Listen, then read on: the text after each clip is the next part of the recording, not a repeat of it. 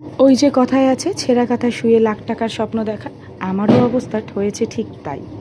ছেলেকে নিয়ে স্কুলে বেরিয়েছিলাম। স্কুলে দেওয়ার পরে ওর বাবা আর আমি একটু গিয়েছিলাম খোলা ময়দানে ঘুরতে, মানে আশেপাশের একটা ফাঁকা জায়গা। তারপরে ওকে নিয়ে গিয়েছিলাম চোখের ডাক্তারের কাছে। কদিন ধরে ওর চোখ থেকে জল পড়ছে আর চোখটা পুরো লাল হয়ে আছে, যার কারণে ওকে চোখের ডাক্তারের কাছে নিয়ে এসেছিলাম।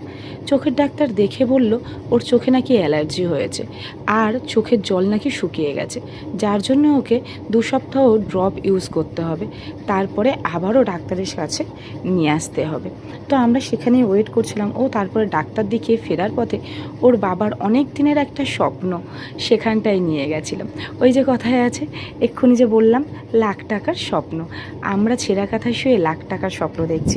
হ্যাঁ, এটা সত্যি, আমরা ছেঁড়া কাঁথা শুয়ে লাখ টাকার স্বপ্ন দেখছি। যার ঘাড়ে লক্ষ লক্ষ টাকার দেনা ঝুলছে তারা কিনবে নাকি বুলেট, কিন্তু ওর বাবার স্বপ্ন যে খুব ইচ্ছা, তাই ওর বাবাকে বললাম যে চলোই না একটু দাম করে দেখি কীরকম কী আসতে পারে।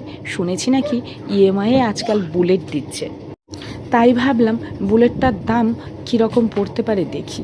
তো সেখানটায় গিয়েছিলাম। আমার ছেলের তো এই ব্ল্যাক কালারের বুলেটটা আর ঢুকতেই যে গ্রিন কালারের বুলেটটা দেখালাম ওটা খুব পছন্দ হয়েছিল। আমার হাজব্যান্ডের আবার এইটা পছন্দ হয়েছিল যেটা আমাকে ও দেখাচ্ছিল। তো সেগুলোই দেখলাম, কিন্তু বিশ্বাস করো খুবই কম রেঞ্জের মধ্যে, মানে ডাউন পেমেন্ট ছিল, কিন্তু আমাদের এই মুহূর্তে সেই পরিস্থিতিটাও নেই। তো যাই হোক, চোখের নেশা বলে না, দুধের স্বাদ ঘোলে মেটানো, ঘোলে মিটিয়েই বাড়ি